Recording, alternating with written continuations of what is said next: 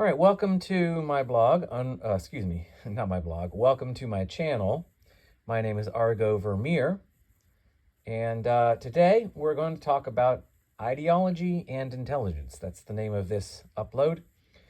Ideology and intelligence, and what is the relationship between one's ideology, one's ideological principles, and one's intelligence?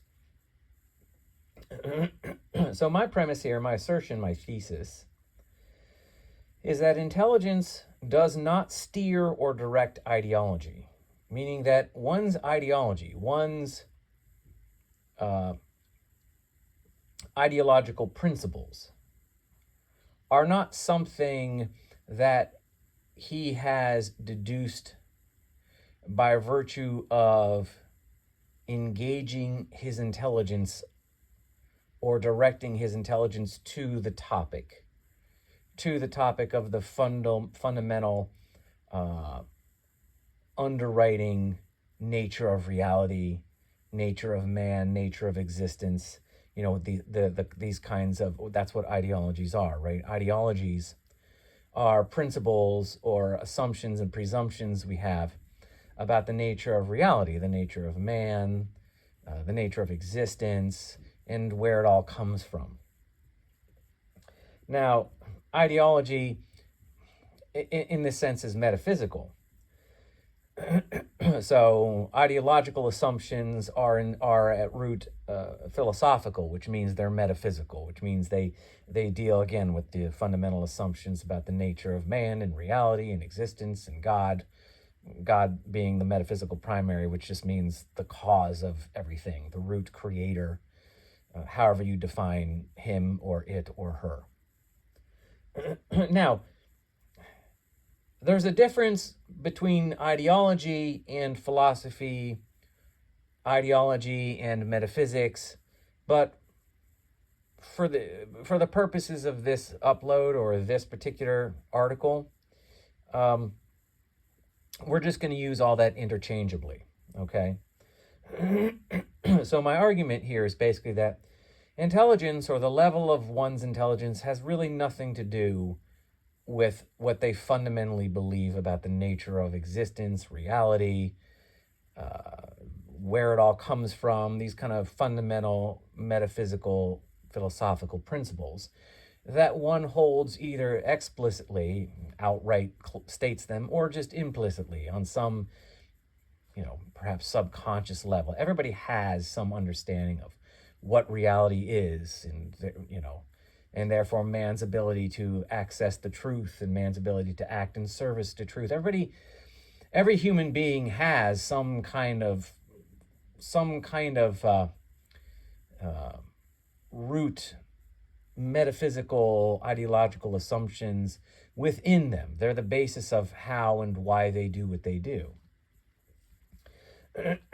And I'm just saying, my premise here is that intelligence does not necessarily dictate or direct what one is going to actually believe about these things. So, meaning that simply because you have a high IQ doesn't mean that your fundamental metaphysical or philosophical assumptions are going to be more rational, are going to be more logical, more efficacious. I don't think that's true. I don't think that's something that is actually observable at all. In fact, I might go so far as to say the smarter, or rather, I should say, the higher one's IQ, in my experience, the more likely they are to believe some fundamentally ludicrous ideas about the nature of reality and existence and consciousness and man and that kind of thing. So some wise man once said something to the effect of an idea. How did he put it? It was an idea so crazy only the intelligent believed in it, or something, or only the really smart believed in it. In other words, he was saying exactly what I'm saying, which is typically once your IQ gets to a certain level, the higher it goes, it seems to be at that point where you start to believe less and less rational things about what is man, what is reality, what is the universe, where does it come from, what is God, or, you know. And so that's my missive. My missive is simply, not my missive, my thesis is simply that your ideology, your fundamental beliefs, have nothing to do with how smart you are or how high your IQ is. Now, when we say ideology, I know that that can be charged because typically speaking, ideology deals with these philosophical assumptions or metaphysical assumptions that aren't particularly rational. Ideology correlates to beliefs that rest in some manner significantly upon contradiction and require some meaningful degree of cognitive dissonance or outright blind faith. But for the purposes of this article, all I mean by ideology is just metaphysical assumptions, one's philosophical beliefs about, the nature of man, what is reality, what is the universe, what is existence, where does it all come from? Ideological thinking, ideologies, be they religious, be they political, or whatever.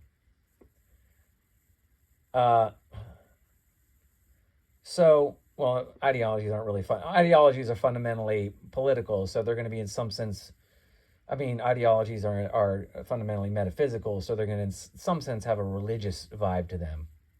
But of course, not all ideologies are overtly religious.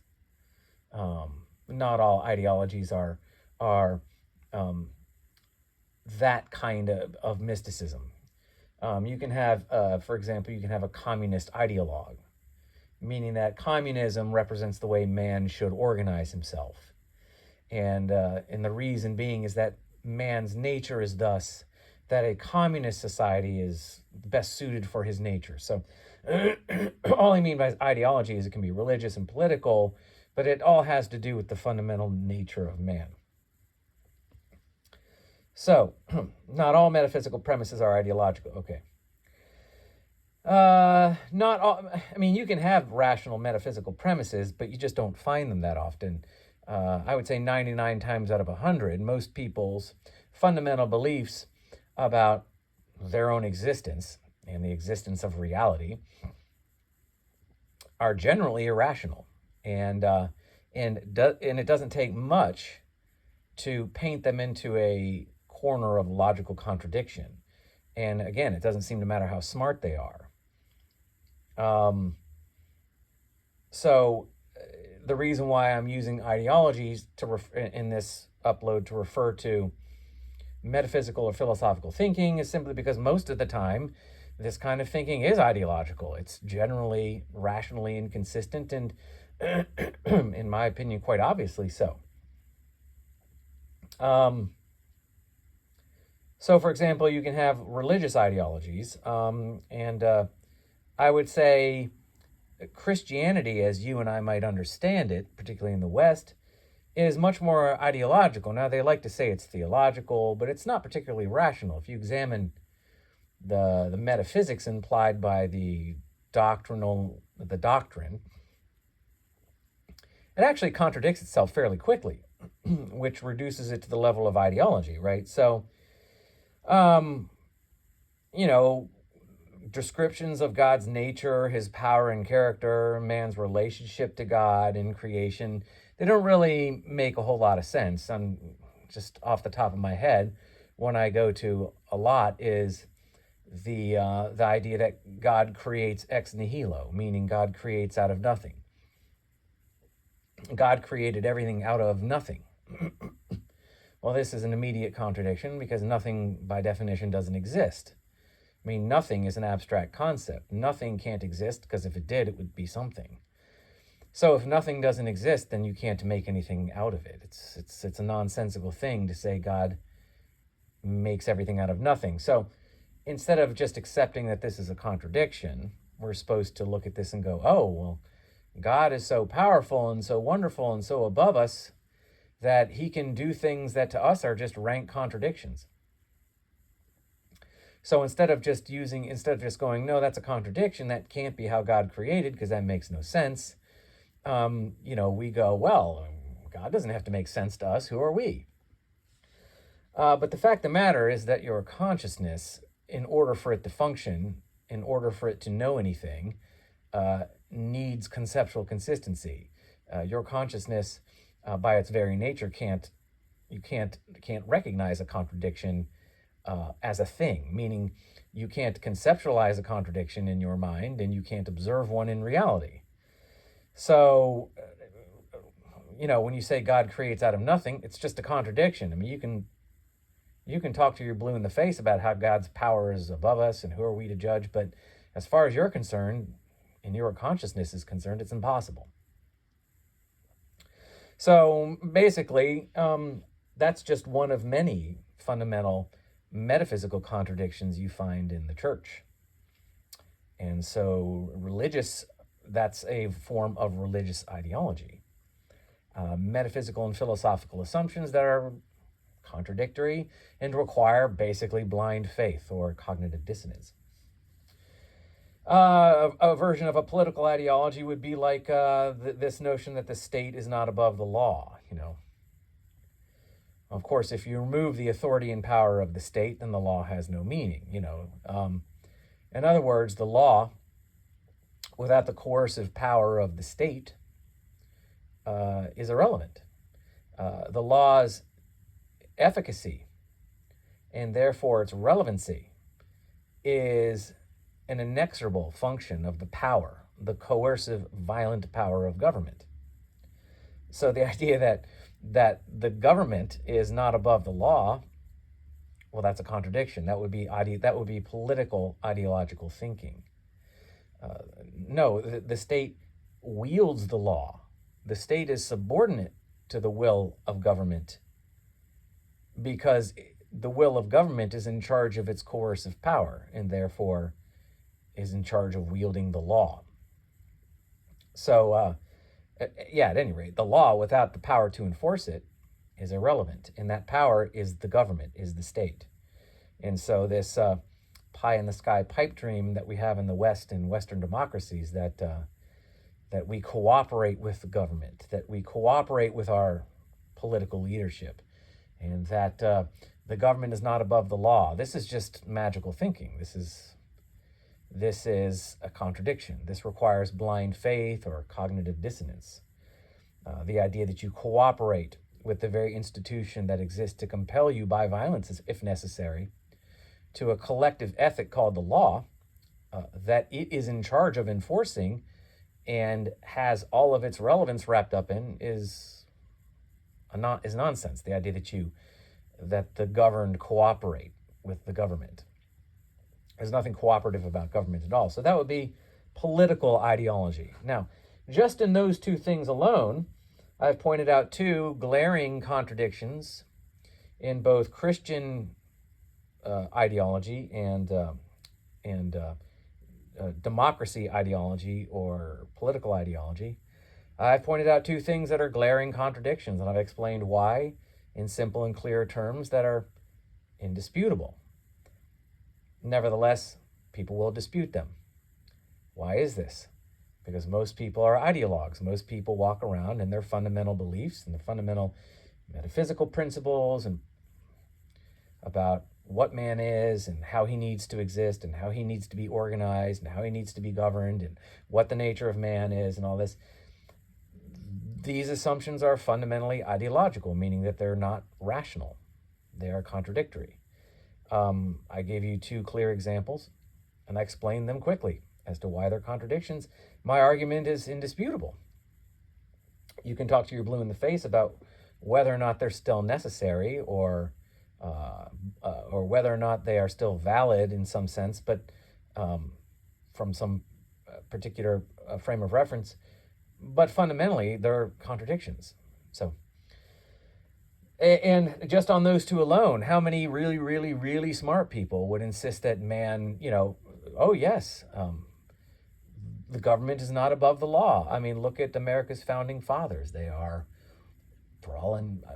by all accounts, observable accounts and historical accounts, they're geniuses.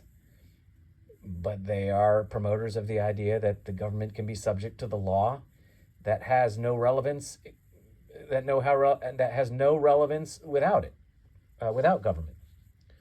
And how many of these men were Christians, So how many really smart Christians there are out there. So, and then fundamentally you have like scientific ideology.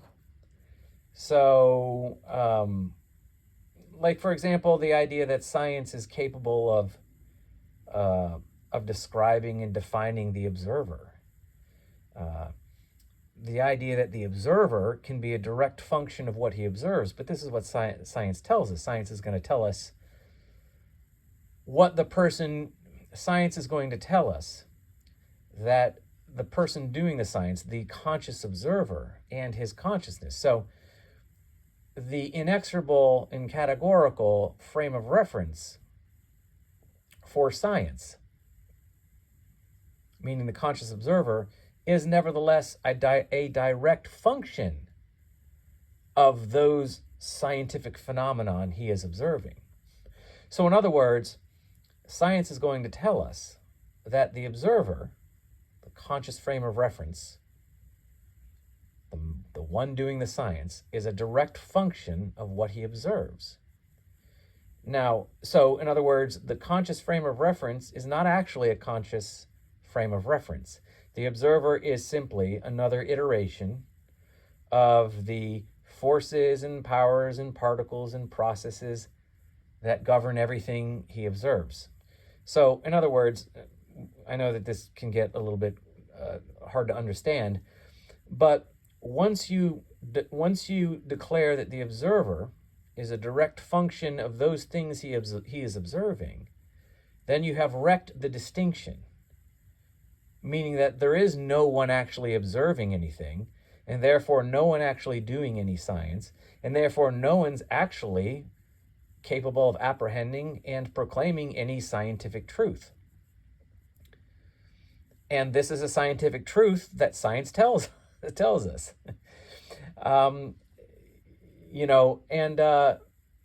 Science, as I've said before, is a methodology.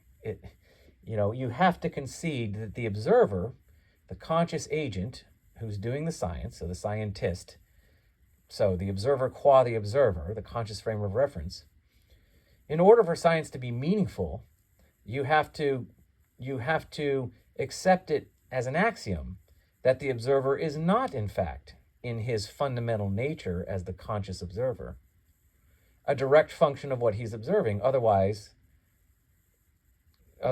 science cannot be done, because again, once you've wrecked the distinction, then you've wrecked the distinction between the observer and the observed.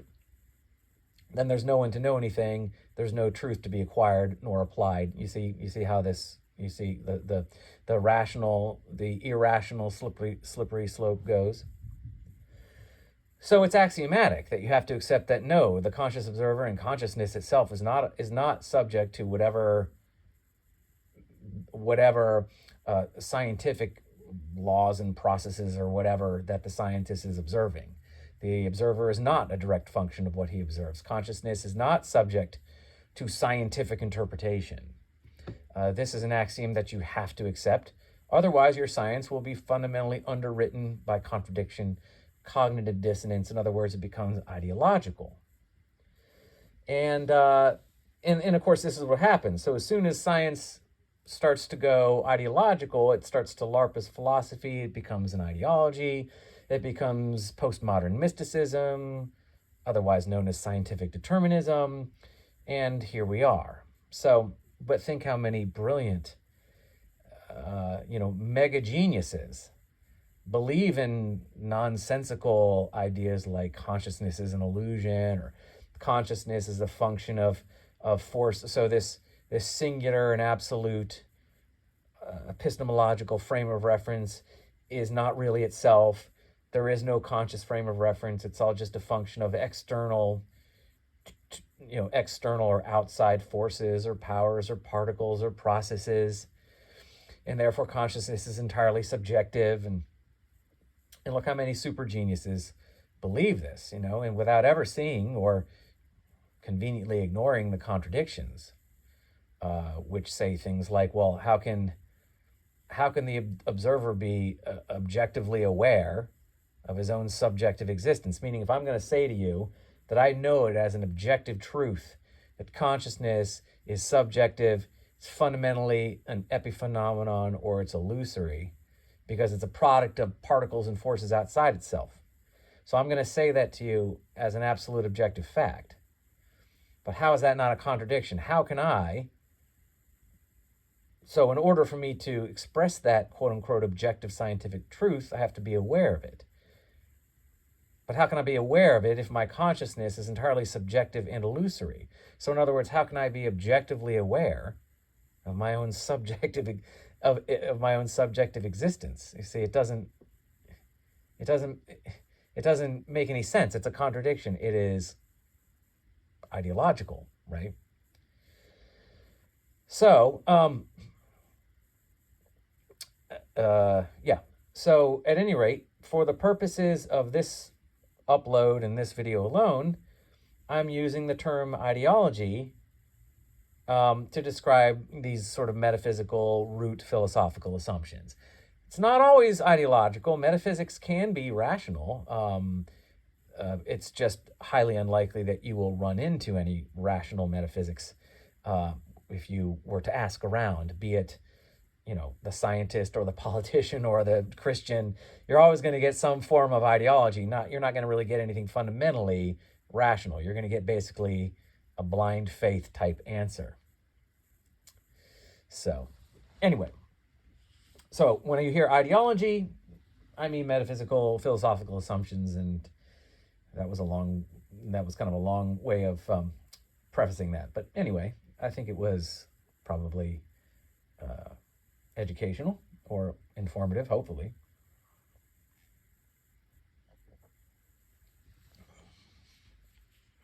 Okay. So my thesis again here is that one's intelligence has nothing to do, I submit, with what people believe about the nature of reality, the nature of man's or humanity's existence. And again, whether or not they're specific beliefs, such as the case with maybe the atheistic scientific determinist, it's all laws of nature, it's all the laws of physics, it's all the mathematical universe, or a Christian evangelist. So you could have a specifically declared ideology, or it could just be something non-specific, something like the agnostic. Like, I don't know. I know that if I can see it and touch it, it's real. So, I know that, my mom always told me I should be nice to others because they'll be nice to me. And so they'll have these non-specific, ideological ideas, ideological beliefs. If I can see it, it's real. I should be nice to everyone, so they'll be nice to me. It's vague, it's non-specific, but nevertheless, it's there. It's their fundamental. It's their fundamental motivating ideology. It's just not particularly fleshed out. So now we think that this sounds implausible, right? This sounds crazy. I mean, surely it makes sense that the higher one's intelligence, the higher one's IQ, the higher one's intelligence quotient, the more thought he would put into his most fundamental beliefs, or she. I just use the masculine pronoun because that's just sort of how English works when you're using it in general. When you're using a pronoun, generally speaking, we usually use the masculine. But obviously, when I say he or the nature of man, obviously I mean women too. So we think that the higher one's intelligence quotient, the more thought that he must put into the most fundamental beliefs, his most fundamental beliefs, the more his intelligence must play a part in his conclusions, meaning that, in other words, the higher your IQ, the more rational your ideas about the nature of reality and your own existence. So the more rational your metaphysics, the more rational your ideology. Obviously, right? This makes sense. If we're smarter, then we should be more rational, right? And our fundamental beliefs should be more rational. But again, I submit that is actually not the case. And in fact, I submit that it's actually the opposite of that, the inverse, that usually the smarter we get, the worse, meaning less rational and more crazy our fundamental ideas, our fundamental ideologies. So, and I don't know that it can be the case. I don't know that it's possible that intelligence could dictate necessarily one's, that I don't know that intelligence, IQ as we understand it, and I'll get to this, is sufficient for apprehending a given ideology or drawing some kind of ideological conclusion, because I think it's a different kind of thinking. Okay. Okay, so I'm gonna explain to you. Let me begin by doing this. I'm going to describe a specific high IQ, or should be high IQ, community, which I submit has been blunted and curtailed, but by what I would describe as an ideological miasma. And I use that word for very specific reasons. That is, the intelligence, the general intelligence of this community has been observably and clearly suppressed by its open subordination to its underwriting metaphysics. So in other words, when I'm going to explain to you a community that functions on a very, what we might say, low IQ level. In other words, it functions in a way that manifests as uninspiring, uncreative, insipid, repressive, oppressive, and in some sense, without any real efficacy to much of anything at all, beyond perhaps rote existence. So, regardless of the high IQ has been subordinate to an ideology that manifests as a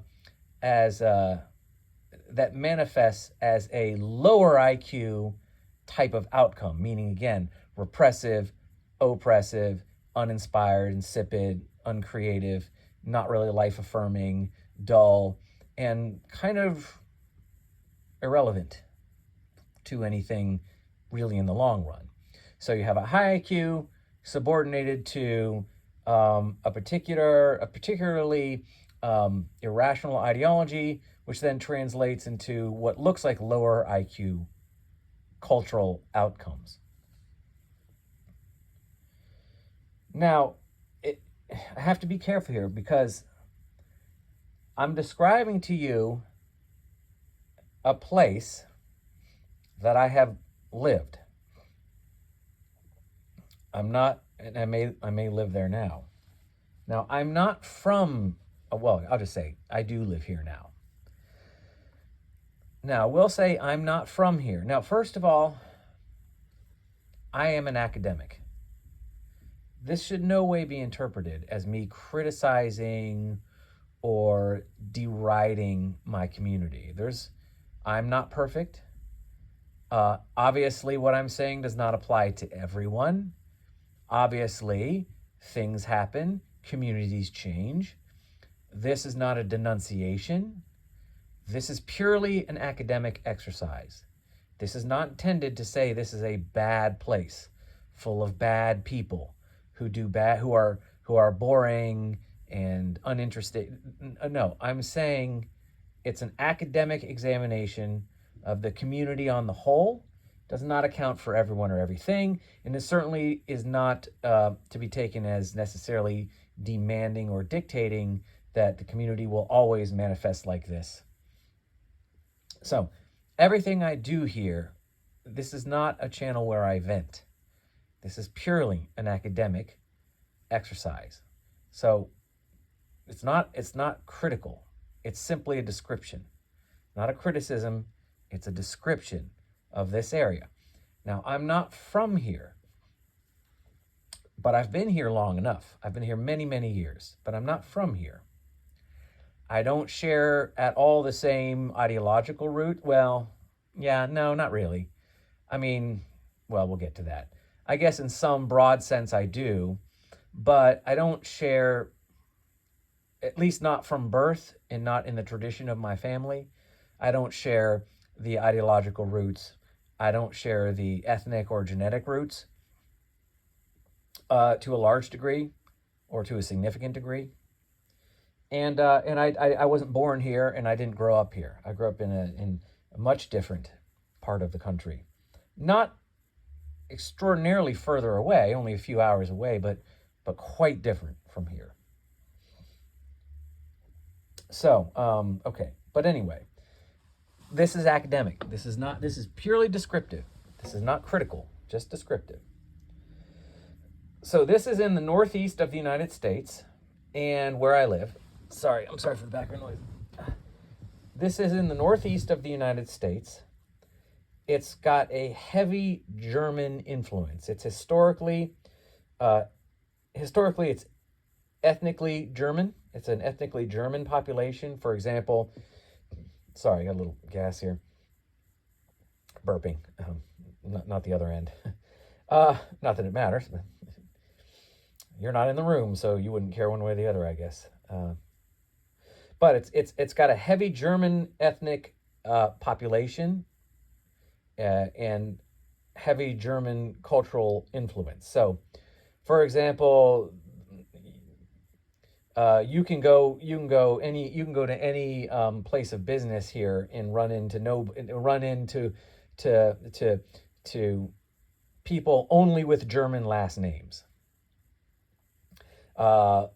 Names like Meyer and Musser and Miller and Lauser and Knapp. I mean, these are all over the place. You know, if you come here, you'll know 50 Millers, 50 Mussers, 50 Meyers.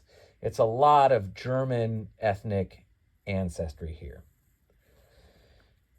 There's a heavy influence of German Protestantism, so real hardcore Calvinist type belief.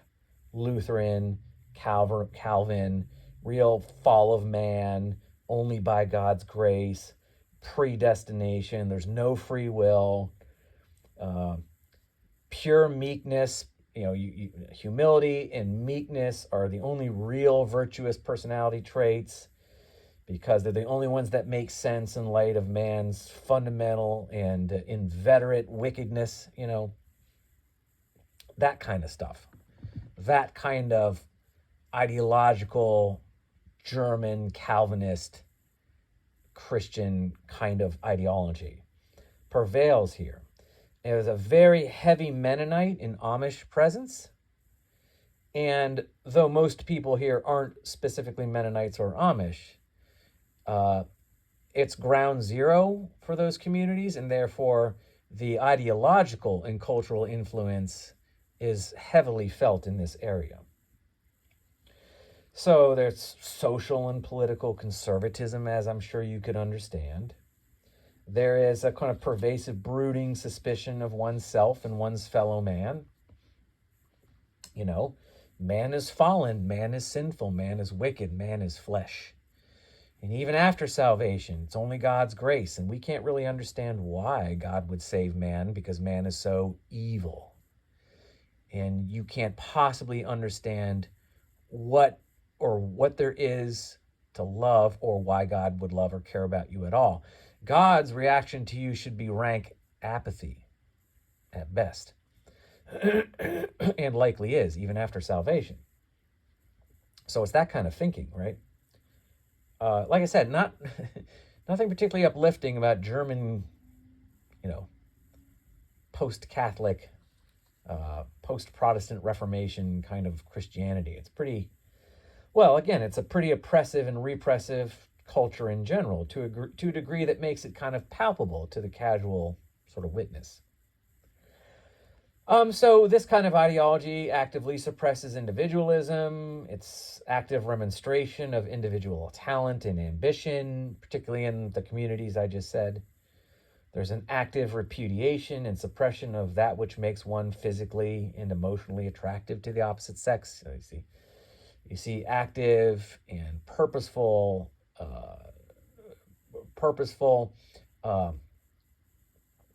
uh, approaches to making men and women less physically attractive by the clothes they wear, by the hairstyles, and to make them less emotionally attractive by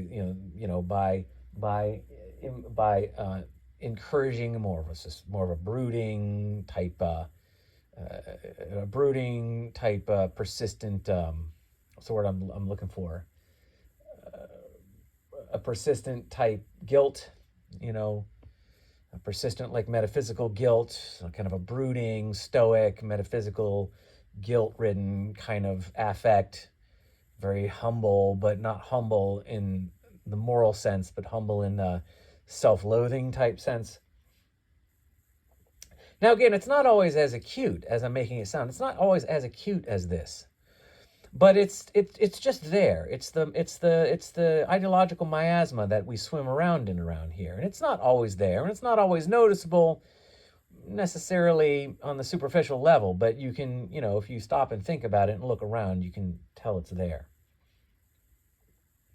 So there's a disdain for mankind at the level of its very existence, in and of itself, meaning that apart from God's unknowable grace, man's self-determination, man's self-agency, man's self-awareness, and man's corresponding individual interests, desires, and goals, these things are rejected as anathema to God's character and will, and are really a function of man's original sin. And that is, these things are a reflection of man's rebellion against God, not something to be celebrated and not a product of his divine creative power or will. So, it's an act of repression and suppression of one's own interests and desires and goals and talents and attributes. And this is the religious ideology that kind of informs this area. Again, I'm not criticizing it. This is just the way it is. And again, there's many wonderful things about living here. It's why we've stayed so long. It's not all bad, but I'm talking about ideology and intelligence, so I'm going to use what I know best as an example. So obviously, this is a highly collectivist mentality. But there's also, there's an interest in belonging to the group, right? Individuality is frowned upon. You are beholden to the group, which is beholden to the rules, which is set by the ideological authorities, right? And again, this can be explicit if you're a member of a Mennonite or an Amish church, or it can be implicit if you're just sort of a member of the community. You just begin to not feel as comfortable being gregarious, cheerful, happy, individualistic. That's just not something you feel comfortable doing after a while around here. You find yourself wanting to fit in to the group. It's a collectivist mindset, and it's a collectivist mindset that revolves around being very suspicious of the individual, particularly oneself. So again, it's not always acute, but this is the general sort of ideological influence that pervades this community, meaning the town and the county at large. So it's the prevailing zeitgeist of the area, you could say. And as a consequence, this area does tend to lack spark. It tends to discourage creativity and ambition. You can see it and feel it. And to repress displays of emotional warmth and interpersonal, non-superficial attraction.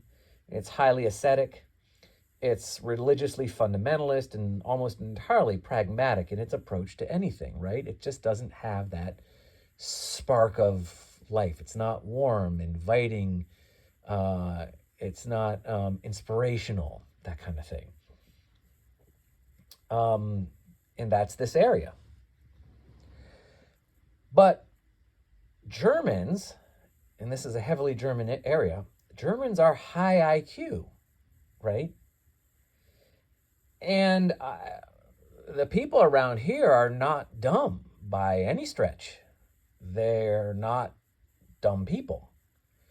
Having been here many years, we have friends, and we homeschool. And, homeschool, as a general rule, homeschoolers are not dumb people, because you have to have there are certain traits.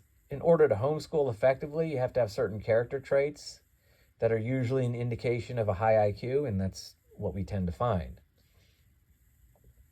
And this makes sense, right? Germans aren't stupid people. Germans are very high IQ.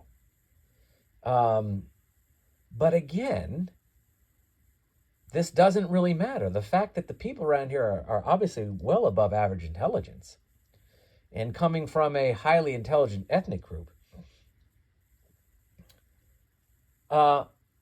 function according to an ideology that doesn't make any sense on any rational level.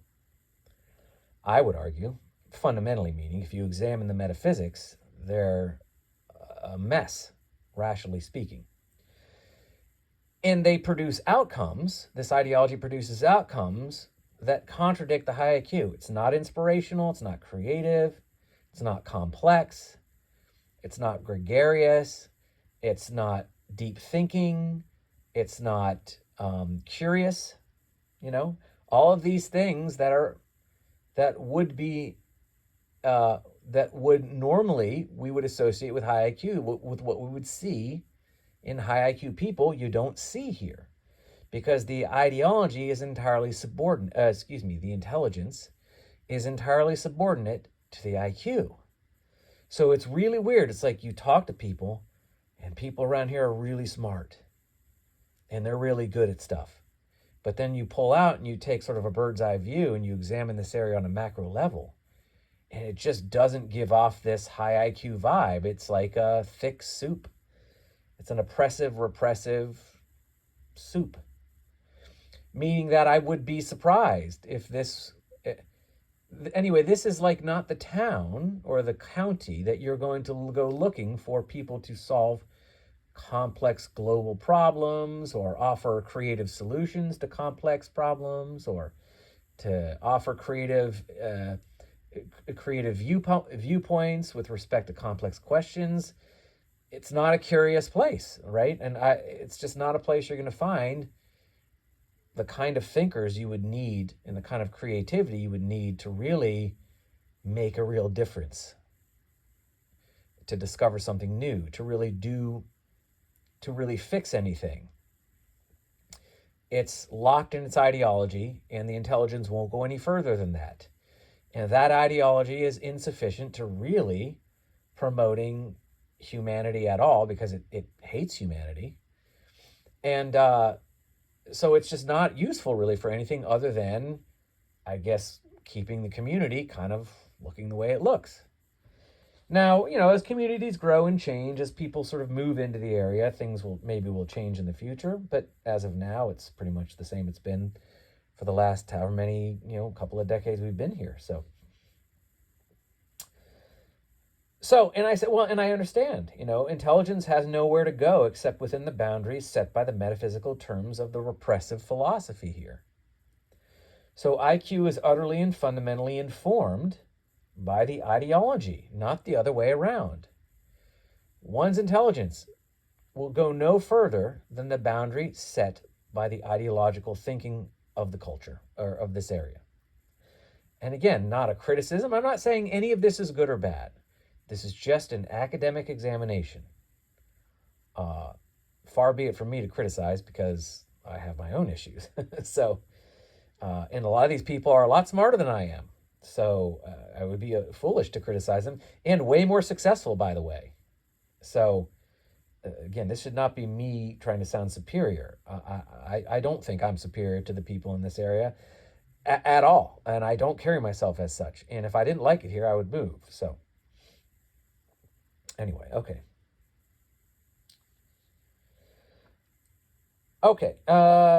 So as I said, this area is not an area where you're going to really find the people that are going to bring the kind of creative thinking that's really going to be efficacious to solving any problems or answering any questions or really doing much of anything outside the community.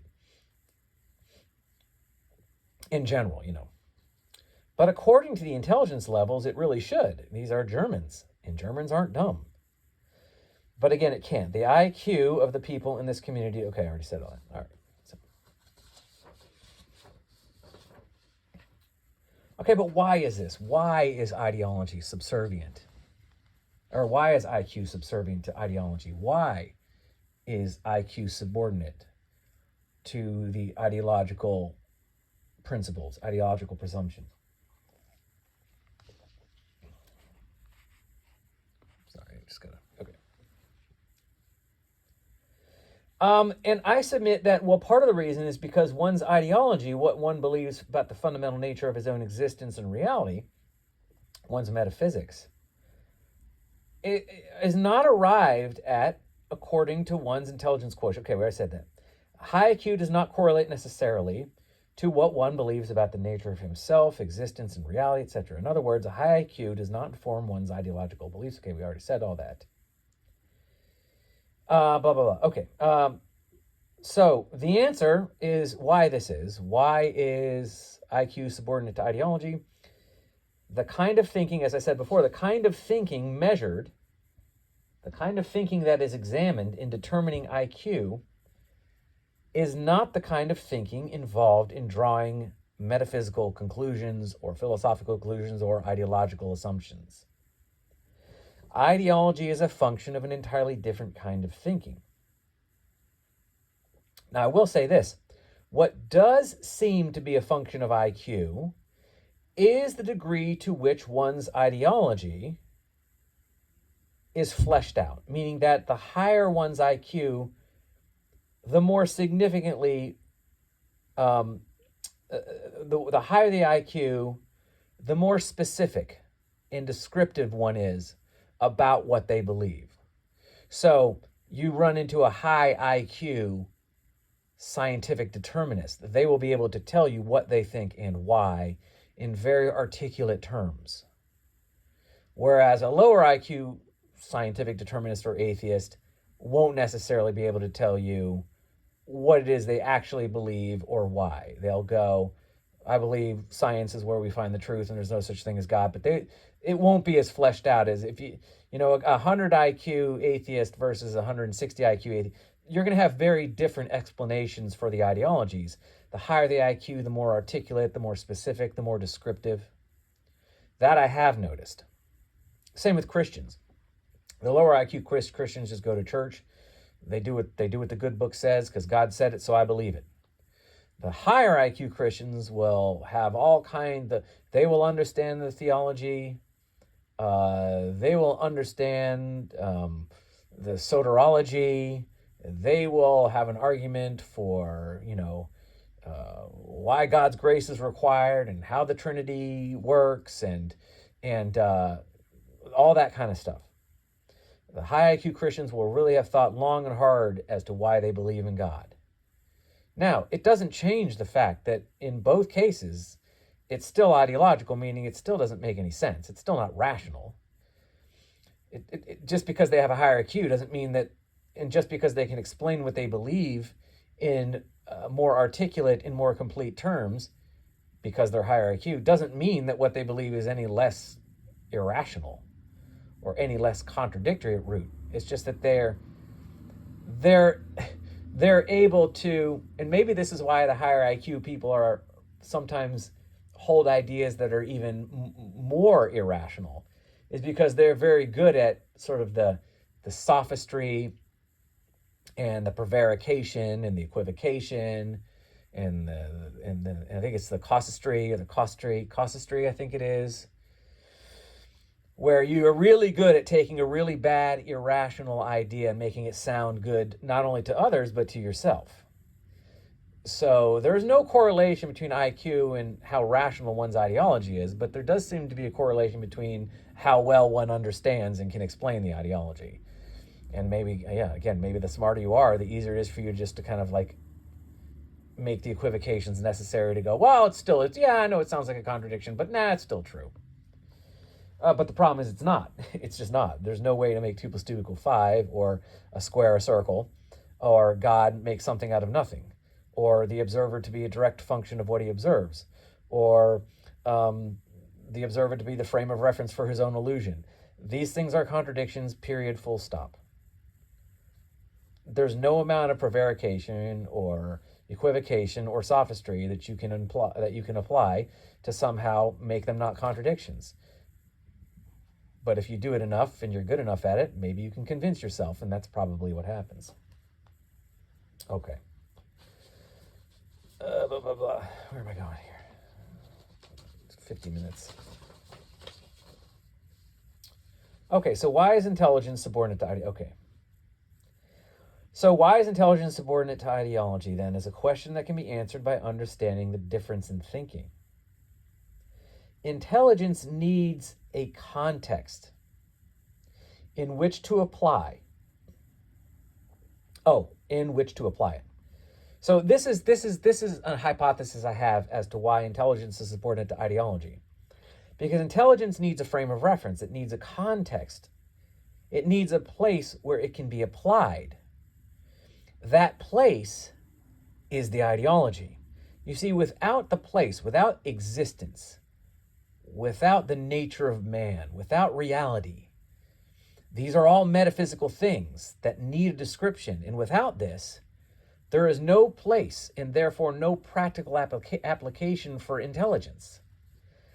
So the ideology is a prerequisite for intelligence, in that without it, intelligence is irrelevant and therefore is meaningless, and therefore is not necessarily intelligence, right?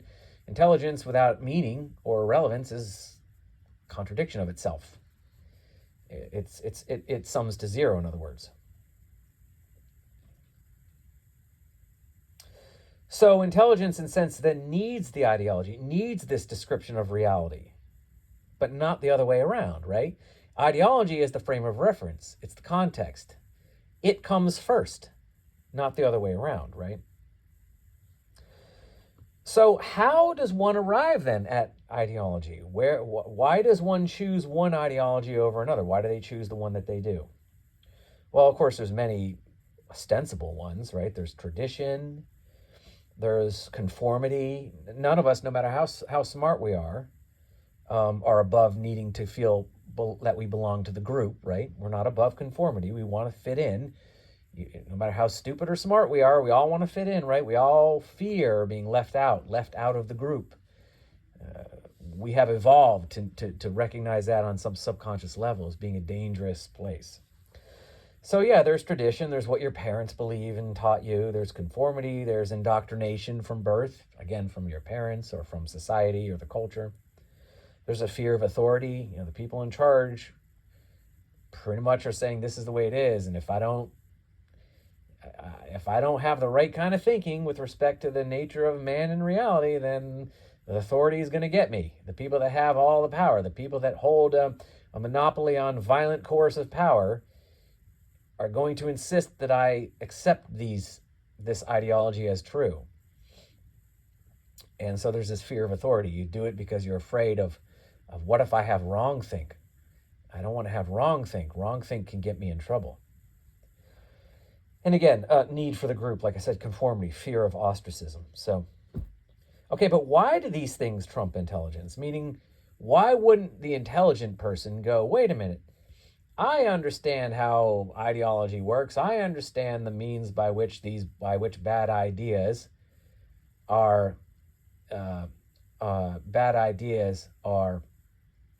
given to the group or accepted by or acquired by the group.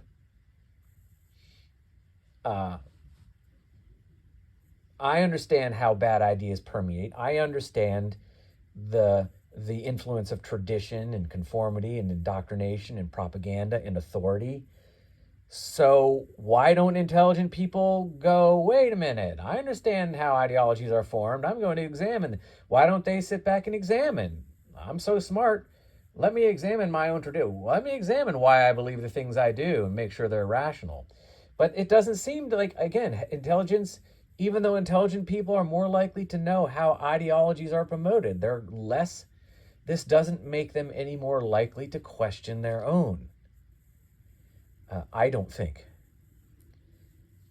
So why though? Why is this? And again, I think it boils down to it's a different kind of thinking, meaning it's a different kind of conceptual application, meaning that the conceptual means by which we arrive at our fundamental beliefs and the kind of conceptualization by which we arrive at our fundamental beliefs is different than the kinds of conceptualization that we look at when we're giving out IQ quotients or intelligence quotients. You see, IQ has to do with patterns and probabilities and problem solving and memory recall and taking the abstraction of infinity or infinite value and breaking it down into various units or sets. And then, coming up with certain equations that have some kind of universal practical application. Again, pattern recognition and rule following. This is the kind of thinking that IQ measures. But again, this is the kind of thinking that requires a specific context. Where are you recognizing the patterns? From what is the context for these things you're remembering, this memory recall? What are you remembering? Where does it come from? What's the context in which these things have existed so that you can remember them? What is the reality that dictates the rules that you are capable of understanding and following? Where are you going to apply the practical applications of the equations of infinity? Right? In other words, all of this kind of thinking, this thinking of the thinking that we look at when we're talking about IQ, it all requires a context. It all requires a metaphysical or, like I said, ideological context, a place where it can be applied and given meaning, okay? So this kind of thinking only occurs after the kind of thinking is in the kind of thinking involved in IQ is only used after the kind of thinking by which we develop our ideologies has been employed, right? So it's two kinds of thinking. All right. So, and I mean, even science kind of recognized this. Like, why do you think we have postmodern scientific mysticism, or I would just call it postmodern mysticism? It's Gnostic mysticism, but scientific determinism. Why do we have scientific determinism? Why don't we just have science, the methodology, which is what it is, really?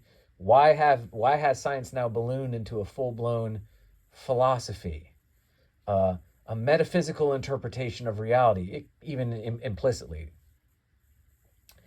Because even science, after it had declared its escape from religion and God, understood implicitly that it needed some kind of metaphysical underpinnings in order to give it, in scientific phenomenon, some kind of place in which to occur. The observer had to be observing scientific phenomenon somewhere, in reality, in existence.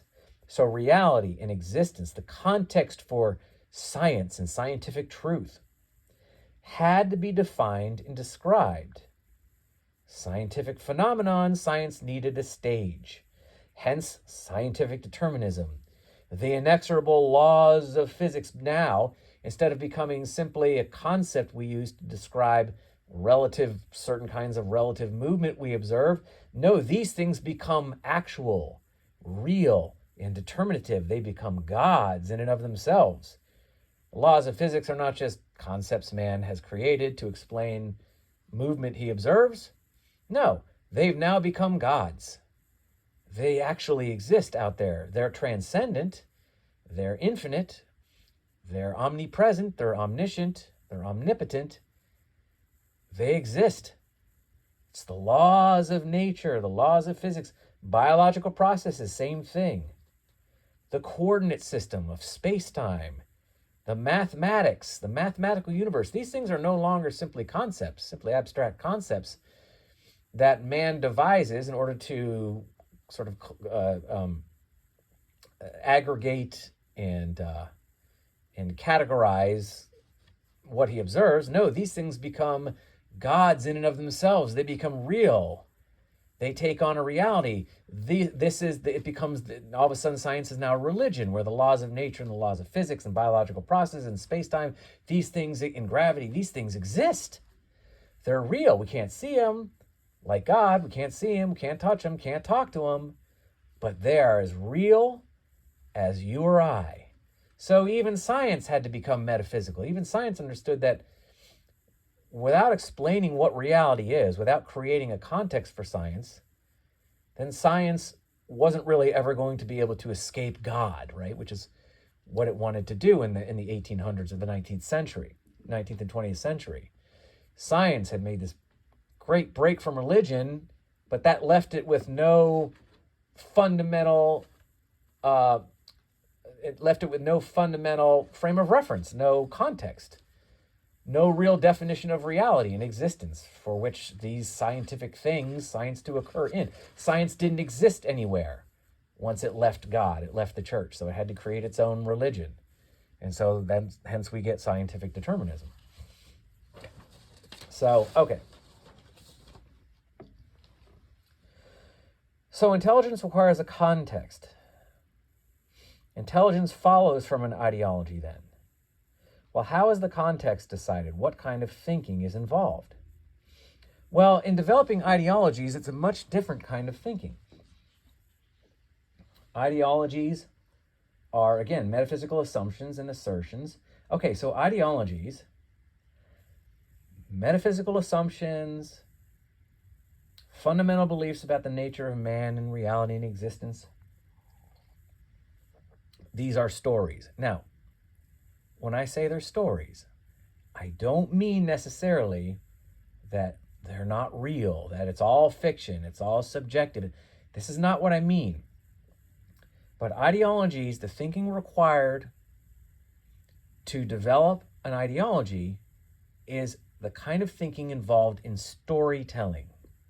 It's not reasoning, examining, and measuring. It is storytelling. Again, not necessarily fictional. And again, I'm sort of what am I doing here? I'm saying it's storytelling, but the story isn't necessarily fictional.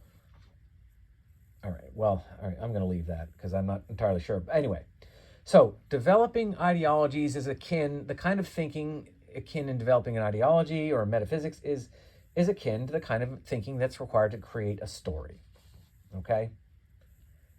So developing a fundamental ideology, and sorry that took a long time to get through that. I think you know what I'm trying to say. I'm trying to say that it's a story, but I'm not saying it's fake or not real or make-believe. The story can be true, but it's a story nonetheless. Okay? It's not just and I'm saying it's not a description, it's a story. So developing a fundamental ideology is like concept stacking in a sense, in the creative sense. So you have premise, then you have characters, then you have conflict or tension, and then you have resolution, right? So it's like the story of man, his existence, his environment, his life, the meaning of life, his relationship with the Creator, etc. Christianity and other religions so ideology is the story of man. Okay. Now, Christianity and other religions, they like to think that their theology, their Christian ideology, more gas, sorry. They like to think that their theology, their Christian ideology, is just about God. It's mostly first and foremost about God, but it's not. One's fundamental metaphysics are always, one's fundamental ideologies, one's fundamental metaphysics, his assumptions about his existence and reality, etc., they always, in truth, are about man, first and foremost. It's about one's self.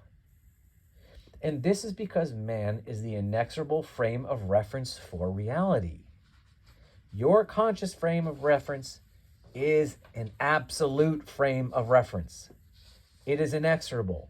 That's why fundamentally ideologies have to do with man first and foremost, because your conscious sense of self, your conscious frame of reference is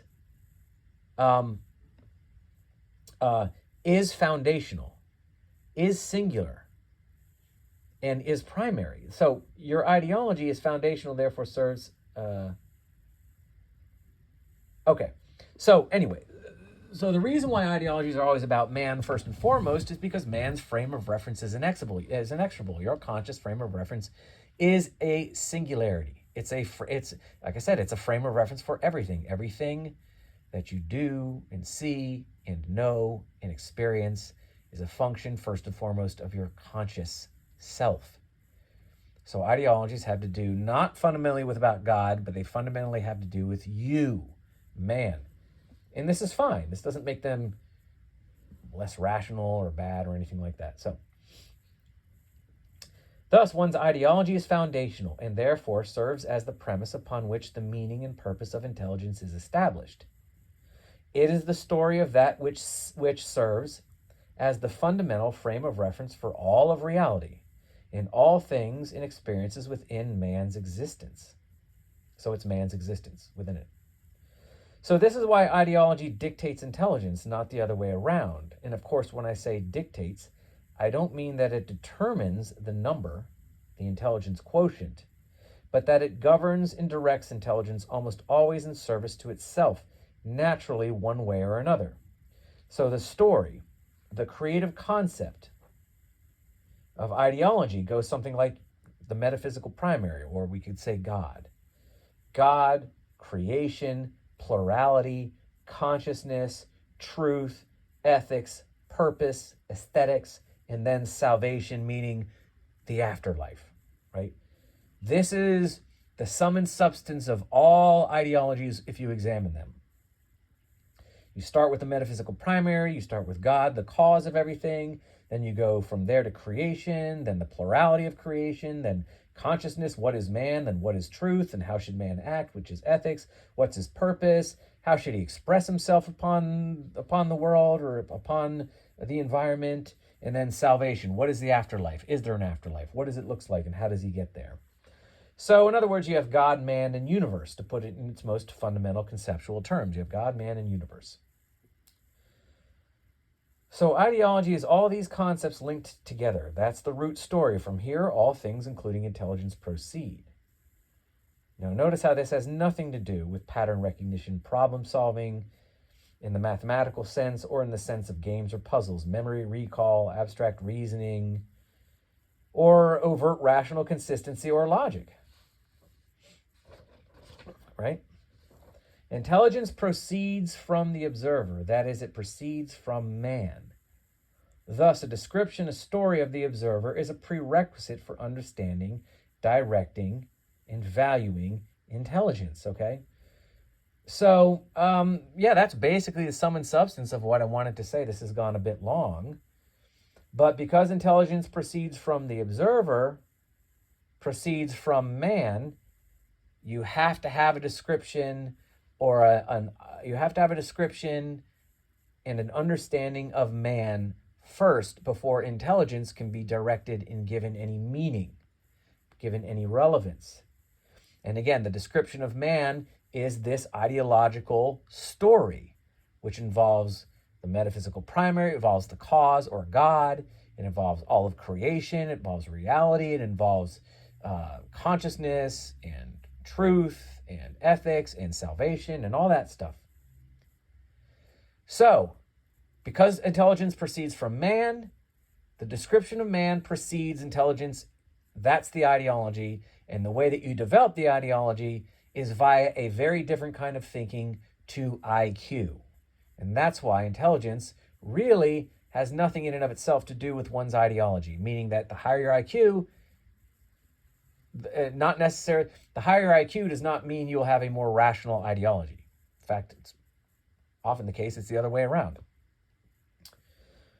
So, that's basically it. Now, good ideology versus bad ideology, well, is a matter of rational consistency. I'll wrap up on this note. If you want to know what's a good ideology versus a bad one, well, it's very simple. good ideology or good metaphysics, good philosophy, is that which is rationally consistent, which doesn't employ or depend upon contradiction, and therefore doesn't depend on cognitive dissonance and blind faith.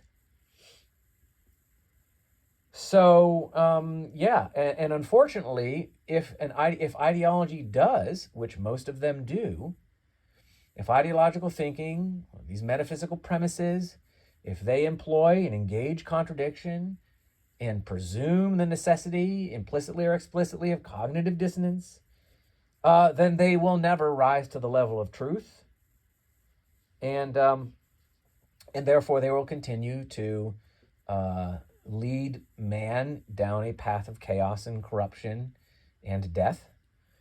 And and intelligence will always act in service to these things, because intelligence serves its ideological master, period. Now, the true and actual story of man, the true quote-unquote ideology, the real truth, the real metaphysical truth, is simply the one that doesn't contradict from beginning to end. Meaning it starts with God and it ends with salvation, and nowhere in between can you find a contradiction. Therefore, there is no need to appeal to cognitive dissonance. There is no need to appeal to blind faith. That exists. I don't care if you don't know it and haven't found it, and no one has come up with it. That exists, because if it didn't, you wouldn't be conscious. You wouldn't be here. So I submit it's there and exists, and I think it just needs to be found. So that's all I have to say. I'm sorry this was a long one, but it's been a while. I hope this is helpful. I'm sorry if it was a little herky-jerky in parts, but nevertheless, I think it was good. Hopefully you found this educational. You can go ahead and comment. Again, like I said, I opened up comments. I just sort of was like, you know what? I'm guessing people might, well, not that anybody listens or is, not that really I have any audience, but I would suspect that of all YouTube channels, people might want to comment on one that deals with this kind of thing. Philosophical thinking is something that I do think is intriguing to people. And even though the comments section can get very ugly very fast, and it can spin a lot of lies, and that's what I was hoping to prevent by closing comments, I realized that maybe wasn't fair, and maybe it was done out of fear. And, and so I went ahead and I'm just going to open the comments, and I don't know if I'll be engaged in the comments section, but I'll leave it open, and say what you will. All right, well, having said that, I hope you have a good rest of your day and week, wherever you are. Be well, stay at peace, stay calm. Anxiety is the enemy of truth, so just stay calm, hang in there. Love to you all, and we will talk to you later. Okay, take care. Bye.